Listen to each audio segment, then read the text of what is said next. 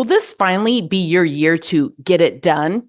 You may know what I mean. We're closing out 2024, opening up 2025, and it doesn't matter when you're listening to this, you can always close a chapter and open a new one.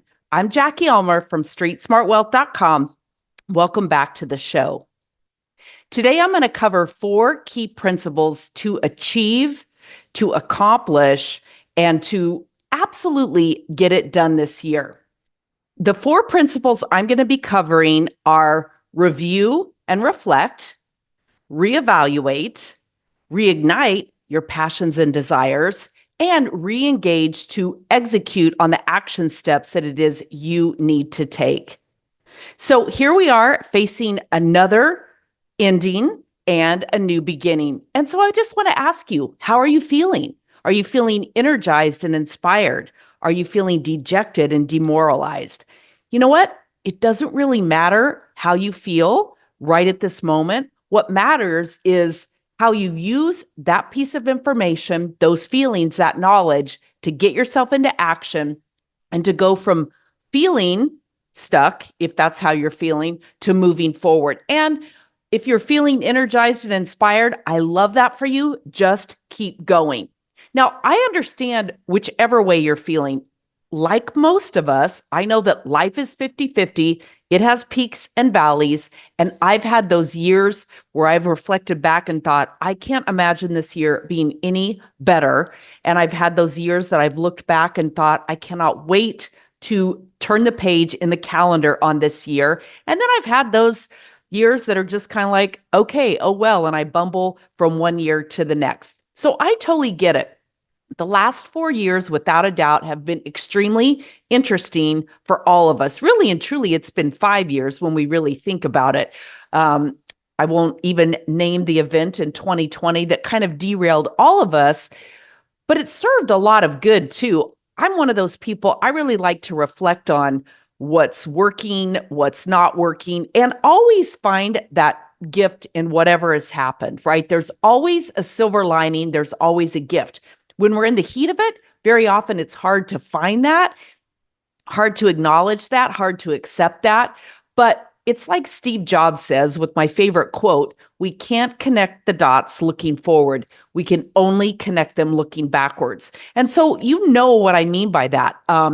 If you stop and think now, if you stop and think about where you are right at this moment listening, and you look back to the start of 2020 even, or even the start of last year, in most cases, you can look and see, you can find some good as well as some bad in everything that's transpired.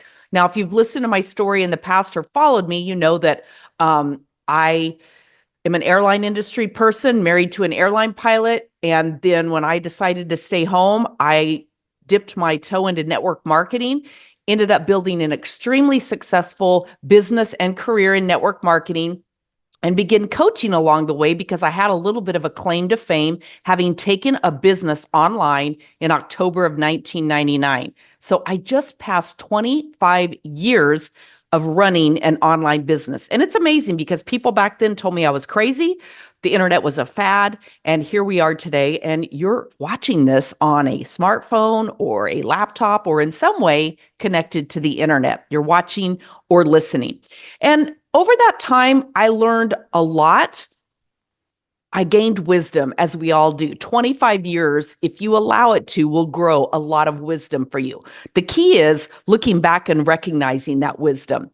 During 2020 and 2021, like a lot of people, I sat around thinking, gosh, if the world ever opens back up again, what do I want to do with this phase of my life? Everything changed. I think most of us would agree with that. Maybe not everything, but so many things changed from 2020 on. And it caused a lot of us to reflect and reevaluate. And that's kind of what we're covering here. So I have always had a passion for health and wellness, nutrition, living optimally, reducing toxins in my life. I was born and raised that way. I raised my kids and supported my family that way. And then when I looked around at the health crisis that we're all in, I thought, man, this is where I want to make impact and make a difference. So I got my health coaching certification. I launched that business. And I have stumbled a little bit, if you will, trying to figure out all the moving parts of my business because I still love social media and business coaching. And by the way, I'm really good at it because I know what worked way back in 1999. And even though we have so many more platforms, I was taught by some of the best minds and the most brilliant minds before social media came along. And so I really feel like I know how to help people plan as a project manager almost to have a successful business, both online and offline. So I still love that very much. I love podcasting. I love YouTube and videos. I love cooking.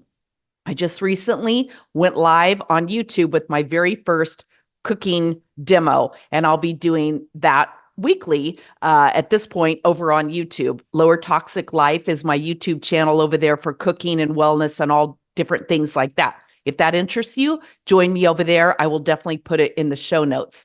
I also have parents who I'm in the process of moving into assisted living. We've literally had a 5-year journey with them, my brother and I, and all the extended family. And that's been a lot. And so all of these things that happen in life have kind of compounded to keep me in that mode of overthinking or feeling stuck or feeling like I just was overwhelmed, right? We can overthink, we can overanalyze, and we can feel overwhelmed. Whereas if we just stop and just take little baby steps, we will absolutely get there. And then, of course, I went through the whole, well, who am I to think I could be a health coach? I don't have a nutritional degree. I'm not a dietitian or any of that stuff. And then I realized, who would I rather learn from? I wasn't professionally trained in social media or business coaching either, but I figured it out. I built a very successful business myself. And when you have done something, when you have that proof, when you have that body of work behind you, it makes it not so difficult to showcase for others what you've done. Let them know, I don't know if this is going to work for you like it has for me, but what if it does? What do we have to lose? So if you are in that phase in your life right now, as we're reflecting and reviewing 2024, getting ready for 2025, do you struggle with feeling like maybe you're not good enough to move a business forward or move a relationship or improve your health or whatever it is? Do you struggle with feeling prepared? You need to know more. You need more education, certifications, experiences. I'm here to tell you, drop that thinking right now. Drop that thinking right now. All you need to have is a passion and an interest to pursue the knowledge and the changes that you want to make to impart that to other people in order to guide and coach other people along the way. Life is constantly changing. Science is constantly changing. What we thought were healthy ways of eating 20 years ago, we've kind of turned all of that around and done a 180 on so much of that. That's just with the health piece of it. Business as well. So many things changed with feeling like online with social media, you needed perfect lighting and perfect sound, and you needed to hire someone professionally to do this. And then we realized what we really crave is authenticity, especially online. It's one thing when you're sitting across the table from someone at Starbucks and you can see them and you are talking to them and you can sense their passion and their integrity and all of that. We want to experience that online too. So many things have changed in a positive way over the course of time. And then with anything, whatever it is that you really want to achieve, as you reflect and review on this past year, I really want to have you think about what were your goals? What were the systems that you had in place to incorporate those goals? What were the action steps that you were taking regularly? And what were your thoughts and beliefs around what you were doing, as well as your own ability to get that done? So let's focus specifically on reflect and review. A year is a lot, right? 12 months. It seems like it goes so quickly, and yet it's easy to lose track of all that has gone on in that 12 months. Now, I like to journal. I journal just about every day. And I've started something new over the last year and a half or so where I would start going through and I have a little reminder in my Google Calendar that reminds me to do a month in review each at the end of each month. And I just simply do it right in my journaling. I just will at the end there, I will in a different color of ink. I'm an ink girl. I love, having different colors and things kind of color coded. But in that, I will do my end of month review. And it's amazing to me when I look back at how fast time has gone, where I started, where I ended up, where I had my successes, where I had my learning experiences. I don't like to call them failures, and what I can do to move myself forward at this point. What do I want to release because it no longer serves me? I'm no longer excited about it, whatever it is. So a question for you is, do you strictly focus on looking ahead, or do you actually set and take the time to look back and reflect on where you've been, where you are, and the progress that you've made? This is such an important part of it. We often want to just close the door on the past too quickly. Now, I'm not a fan of staying stuck in the past, but the past teaches us. It's probably our best teacher. So I really want to encourage you to take some time, either before the end of the year or depending on when you're listening to this right now, if you need to, and begin to look back and reflect on where you were at the start of the year, what your goals were, the progress that you made, any mistakes or lessons that you want to evaluate, learn from, and then look forward as to how you will take those into the future, because that's such an important part of it. Now, I really want to encourage you to acknowledge yourself as you're doing this. Acknowledge yourself, reflect. Give yourself an honest evaluation. It's easy to be honest very often when we beat ourselves up for those things that we feel like we didn't succeed at, or we didn't excel at, or we didn't do well. And that's great because those are important. But I also want to really encourage you to take the time to acknowledge yourself too, because regardless of where you started, regardless of where you've ended up, you've done some great things and made some progress along the way. So when we do this, it shifts from finishing a year with disappointment and having that glass half empty perspective and looking at big goals that we didn't accomplish, how life interfered, whatever. It shifts us from that to acknowledging that, hey, things happened. Either real life got in the way, excuses got in the way. But when we take those, we evaluate those, we write those down, then we have the ability to do better into the future. So like I say, I love to journal, and I really recommend that you do that. Journal, even if it's just one sentence for the day. Set a goal for 2025 or whatever year you're listening to this. Set a goal to get just a simple notebook, and every day at the start of the day, write down one sentence. How am I feeling today? What's my plan for today? What's my goal? And then at the end of the day, end it with, what did I accomplish? How did I get from where I started this morning to right now? These are just simple things that really engage your brain, engage your body, begin to shift beliefs, begin to help you execute on those action plans. Because over the course of time, even a week, if you start looking at that and you think, gosh, I'm starting every day with this intention or this goal, and I'm ending the day without accomplishing it, what's going on with me that I can shift that? What is going on that I can shift that? And it's important at the end of the day, if you don't achieve your goals, still write down what were those accomplishments? What were the excuses that you made? What were the reasons that came up for why you didn't? And when you begin to do this, your journaling process is going to help you feel good about the overall week, month, and year, and not get bogged down focusing on any one day.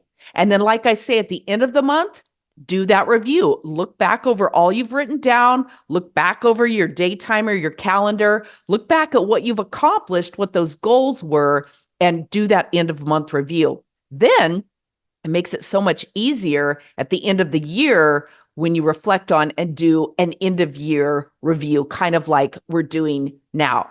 So approach your review and your reflection with curiosity.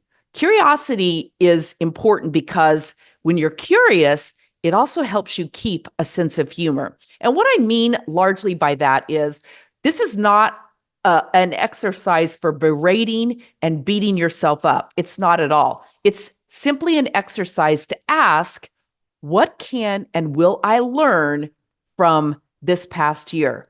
What can and will I learn from January, from February, from March, taking it all the way through? And that's where that end of month review can be super helpful when you look back through and you realize all the things that went on. And that helps you, again, as Stephen Jobs says, it helps you connect the dots looking backwards to where you are now, where you started, and what went on in that journey. So, what can and will I learn? What can and will I shift if you desire to? Most of the time, we have things that we want to shift. Even if we did great in one area, although if it's great and really working, don't shift it unless you need to or want to. But what can and will I shift? What can and will I keep the same? What can and will I release? What's no longer serving me? What is a goal maybe you had at the start of the year that you no longer have? And it's okay to let that go. And then how will I re-engage to accomplish what I want? So as you're doing that reflection, celebrate your wins. Reflect on those learnings and those lessons month to month. Again, with that year or that end of month review, what were my wins? How will I celebrate those wins? What went well? What am I proud of for the last month, for the last year? What were my big and what were my quiet wins? We can tend to get so focused on the big wins that we lose sight of the quiet wins, those little things that make all the difference in the world. Okay, maybe it's stretching 5 minutes a day. And now at the end of the year, you can touch your toes or, you can do a back bend or whatever it is. What are those quiet wins? Maybe for me, like one of my things was really cleaning up ultra processed foods in my diet. I've never eaten a lot of them, but I got rid of seed oils. I cleaned up so many things this year. And I look back and I just did it small little habits at a time. Instead of having this giant list of everything I was going to eliminate from my food protocol, I picked one thing and focused on it for a week: seed oils, and then sugar, and then just different things. Or in a business, getting my podcast done. I mentioned my YouTube channel. I launched my Lower Toxic Life YouTube channel April 1st. I spent the first 3 months of the year writing out an entire game plan. My goal was to launch April 1st, April Fools. No, I really did do April 1st. And my goal was to have 100 videos by the end of the year. And right now, as of recording this, I think I have 108, and I still have a few weeks left to go in December. I am super proud of myself, patting myself on the back. And you know what? There were a lot of days I did not want to shoot that video. I did not want to edit that video. I did not want to do the task at hand. But here's what I knew. I made a commitment. It was a simple commitment. Launch the YouTube channel, stay consistent with a game plan, and get it done. And I did. And now I have 108 videos, a body of work that I'm already setting up my success plan for 2025 with that health coaching business where I don't have to constantly be recreating new content. That's what I say to my business clients all the time. We have this tendency to think every day there's something new that we have to create out on social media, something new, a YouTube video, a blog post, a social media post, whatever it is. You don't. Just sit down, plan, prepare, and make that written game plan, and then execute on that and get it done. And then look back and say, now, how can I use this over and over again? If you're part of my Killer Content Formula group, you know that I teach this. Just go to killercontentformula.com and go through that video series. I teach this, creating a personal manifesto, taking that and creating a business manifesto, and then looking back at that and saying, how can I create that evergreen content that I'm going to use over and over and over again? It makes your life so beautiful. It really, truly does. It simplifies things. It organizes things, and it helps you overcome procrastination, feeling stuck, feeling overwhelmed, and feeling like you need to know or do more. So keep that in mind for sure. So what were your what were your big and quiet wins? What were those top 3 to 5 wins? What habits are you going to quit? What habits are you going to quit? This is an important part of it. And then what are the top 3 to 5 areas? I'm going to backtrack on that. I'm going to say, what are the top 3 areas? I really am learning a lot. I'm going to be doing in January, we're going to be covering a book review of The Gap and the Gain. I've been really spending a lot of time with this book, and it's so important with every area of your life. But one of the things that he really trains on, I think it's Darren Hardy. No, it's not Darren Hardy. It's Benjamin Hardy with Dan Sullivan, The Gap and the Gain. Anyway, I'm going to be taking you through all of that in hopefully in a way that's going to set you up for success. I've learned so much from this, but one of the things is 3 things, only ever 3 to focus on. Some days it may just be 1, but don't ever let your to-do list, your high priority list get beyond 3 things. Most of the time we can accomplish 3 in a day. We feel good about ourselves, and that helps inspire us to keep going forward. If you have 10 things on your to-do list and you only get 2 or 3 of them done, we often can fall into default, I'm a failure mode.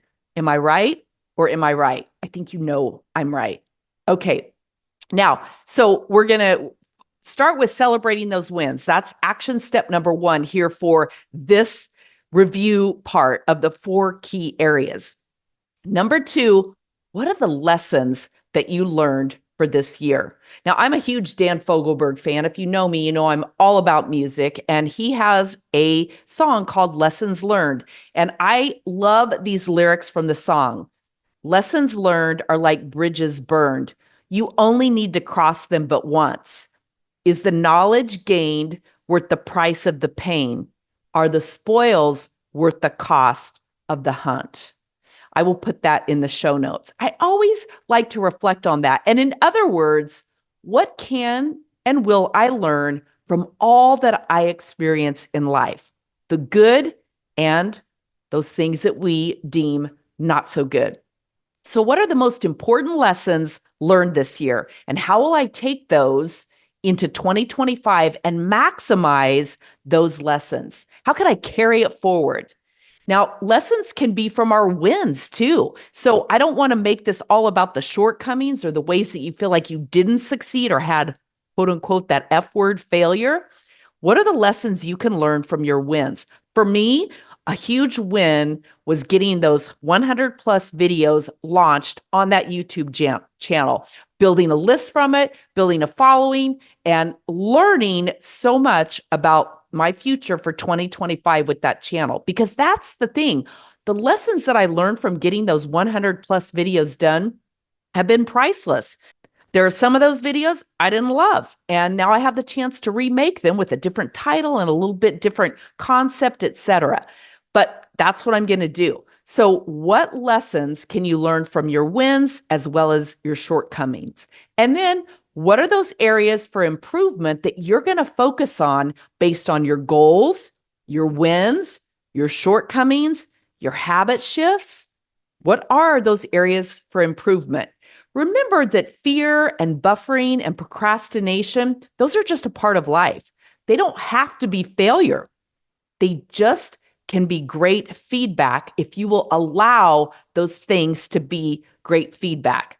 When you're feeling fearful for something, ask yourself, what is this information trying to tell me? What's my fear coming from?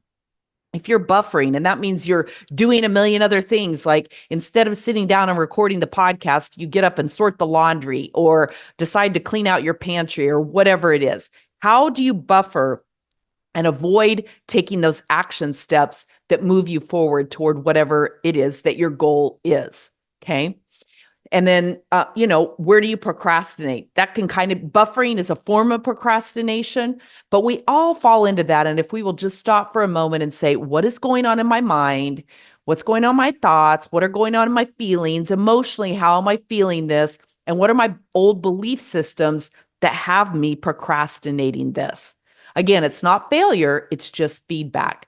So review your plans, review your action steps, and then determine what the results are that you want and what can be different next time as you do this. Again, keep in mind, curiosity and compassion over looking back on any lessons is much better than berating and belittling ourselves. So again, reflect on the overall year. What are those highlights? What are those special times? What world events can you reflect back on? My goodness, 2024 was a crazy year from everything that you can think of, certainly the political arena. I'm in the United States, but I also have friends in the UK, friends in France, and I have followed a lot of the political arena around the world, kind of loosely. I don't want to spend a lot of time there, but it's interesting how history and different things are going on around the world. And since I have a global business, it's important for me to keep track of what's going on elsewhere. So it's been an amazing year. So reflecting back on those world events, how has that affected us? How can we positively look forward to whatever's coming for 2025? No matter how you feel about elections anywhere around the world, it's like I said earlier, there's always a silver lining with something. So you've got to hold on to that, and you've got to figure out, how am I going to allow this to propel me forward in a positive way? Another thing I encourage you to do, scroll through the photos on your phone. Just go back month to month. This is something else that you can do with your monthly review. Scroll through the photos and begin to eliminate photos that no longer serve you. I need to take my own advice on that. I'm not super great on that, but delete what needs to be deleted, remember what matters, and get yourself organized. And then thinking back also, who are the people who mattered most to you in 2024? Not just your family and loved ones, but maybe business associates, whoever. Send them a text and thank them. Speak it to them if you can at all. Call them. Wow, what a concept. Pick up the phone and call somebody. Take someone to coffee. Send them a thank you year. Send them a thank you card. Whatever it is, express your gratitude and appreciation to the people who matter most to you. And then set goals around relationships for 2025. So, what's your goal this year? What's your goal moving forward into 2025? What's that deep, driving primary goal? One goal to start with. And then, as I mentioned, no more than 3 goals overall. It could be health, relationships, and business. I usually set a goal in each of those 3 primary areas. And I know that everything else will fall into place when I have those 3 areas complete. Look at those goals then. What are the systems that you have in place to accomplish those? And what are the systems you need to have in place to accomplish those? That's so important. Goals are great, but more than anything, those people who are successful that you can reflect on, all of them use systems of some sort in their pursuit of success. I don't want you to be any different in that regard. So again, whether it's health, relationships, money, and career, it doesn't matter. You need systems in place. If you're looking to clean up your health, get fit, drop some weight, sleep better, whatever it is, it's the systems that are going to help you get there. The goal is just something to shoot toward, but the systems have to be there, right? They have to be underneath supporting that goal. And that's what allows us to get going, get back on track when we get derailed, and not stay stuck.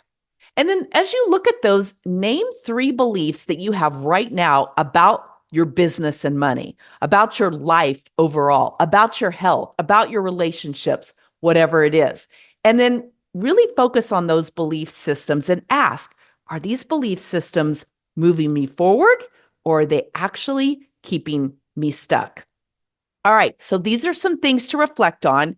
Go back and re-listen to this if you need to. Take some time to take some notes and really reflect and review.